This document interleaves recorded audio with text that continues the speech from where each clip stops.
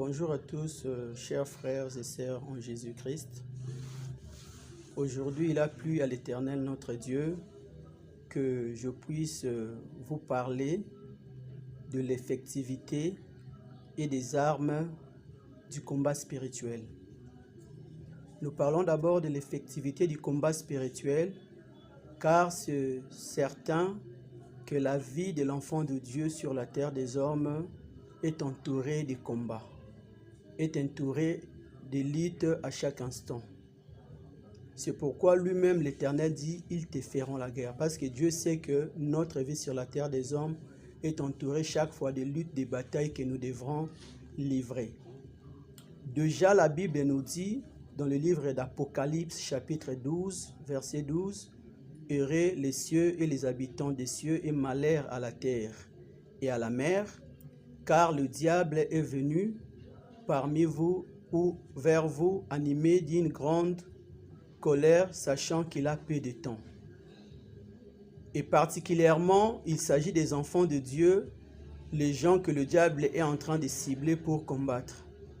Parce qu'il est écrit dans le livre d'Apocalypse, toujours chapitre 12, mais au verset 17, que les dragons qui poursuivaient la femme qui devrait enfanter un enfant mâle pour dévorer cet enfant, comme Dieu avait récupéré cet enfant-là après sa naissance et que la femme était poursuivie par le dragon, en recevant de Dieu des ailes semblables à ceux de l'aigle, les ailes de l'aigle, pour pouvoir s'envoler loin du dragon. Le dragon avait ensuite envoyé de l'eau derrière cette femme-là pour la noyer dans les eaux.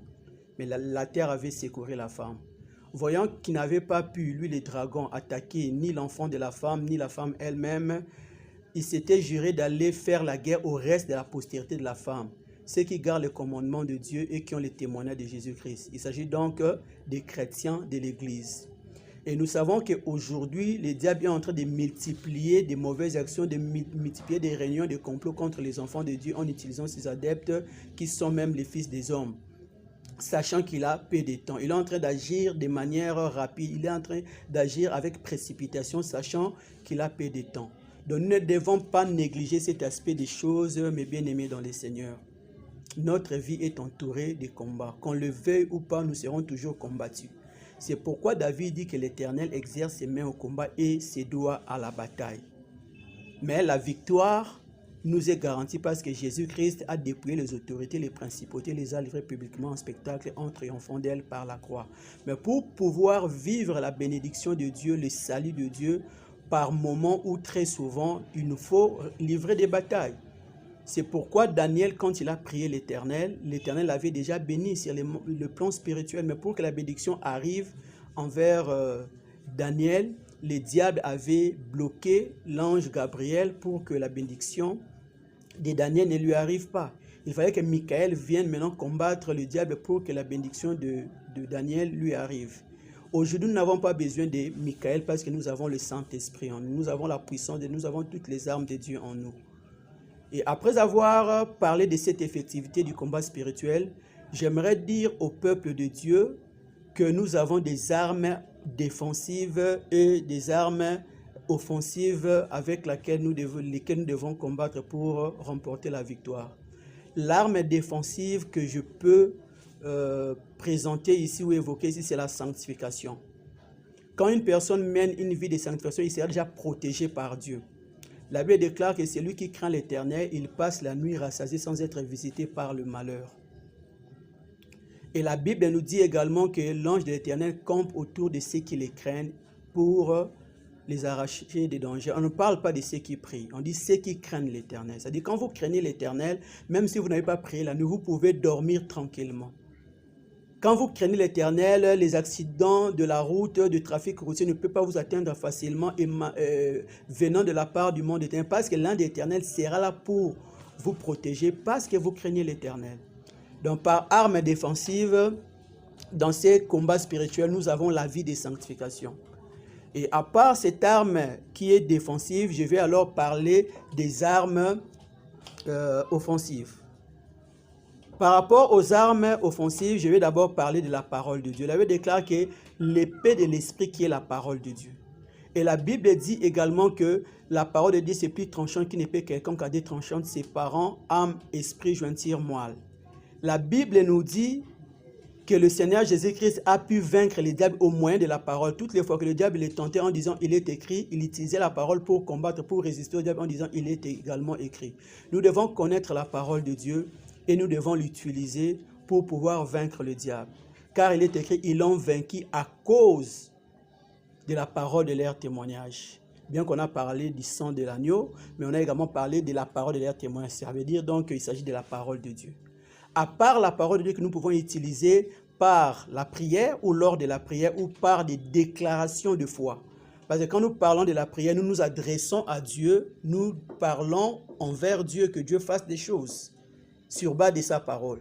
Mais nous pouvons également ne pas parler directement à Dieu, mais c'est nous qui agissons, c'est nous qui parlons directement par des déclarations de foi en prononçant la parole de Dieu et l'Éternel va accomplir sa parole. À part la parole de Dieu, nous avons également les sangs de Jésus, parce qu'il est écrit, ils l'ont vaincu à cause du sang de l'agneau. Nous pouvons utiliser également les sangs de Jésus comme arme offensive. Nous avons également la puissance et le feu du Saint-Esprit. Nous pouvons utiliser la puissance, le feu du Saint-Esprit. Jésus a dit, je vous ai donné le pouvoir, c'est-à-dire la puissance du Saint-Esprit, pour marcher sur les serpents, le scorpion, ainsi que sur toute la puissance de l'ennemi, rien ne pourra vous nuire. Nous pouvons utiliser également le nom de Jésus. C'est une des armes offensives que disposent les chrétiens.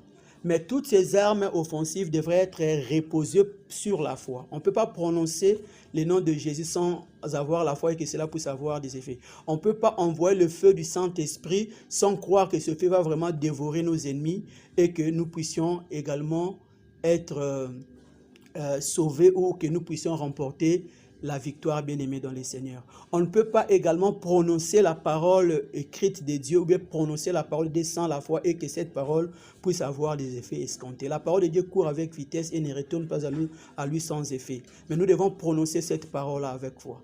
Et même le sang de Jésus, quand nous sommes en train de la propager, nous sommes en train de l'asperger, nous devons le faire également avec foi. C'est-à-dire que toutes ces armes offensives, même l'arme défensive qui est la sanctification, devrait être reposée sur le terrain de la foi pour que nous puissions vivre la gloire de Dieu. Bien-aimés dans le Seigneur, la prière n'est pas une arme. La prière, c'est seulement le canal par lequel nous utilisons nos armes. La prière n'est que le mode d'utilisation de nos armes. Nous pouvons prier tout comme nous pouvons faire des déclarations de foi, mais les armes sont celles que nous venons de dire. Pour terminer, soyons sur nos gardes. Notre adversaire, le diable, rôde comme un lion rugissant, cherchant qui il va dévorer. Si tu ne dévores pas, toi, il peut chercher à dévorer les membres de ta famille. Ta sanctification ne va pas protéger les membres de ta famille. La sanctification te protégera, toi, la personne qui te sanctifie, parce que le salut est individuel. Mais ce qui va aider à protéger les membres de ta famille, à protéger tes affaires, ce sont les armes offensives. C'est pourquoi il ne faut pas attendre que les diables puissent nous attaquer, sachant déjà qu'il est en position d'attaquer et qu'il est en train d'organiser des complots contre nous. Nous devons vraiment l'attaquer. Parce qu'il y a même des gens qui disent la meilleure défense, c'est l'attaque. Que l'Éternel, notre Dieu, vous bénisse. Soyons sur nos gardes, car notre adversaire, le diable, rôde comme un horizon, cherchant qui dévorer. C'était votre bien-aimé, le triple M, le missionnaire mondial du message de Jésus-Christ, Melvin Malé Samasimango. Que l'Éternel vous bénisse. À la prochaine.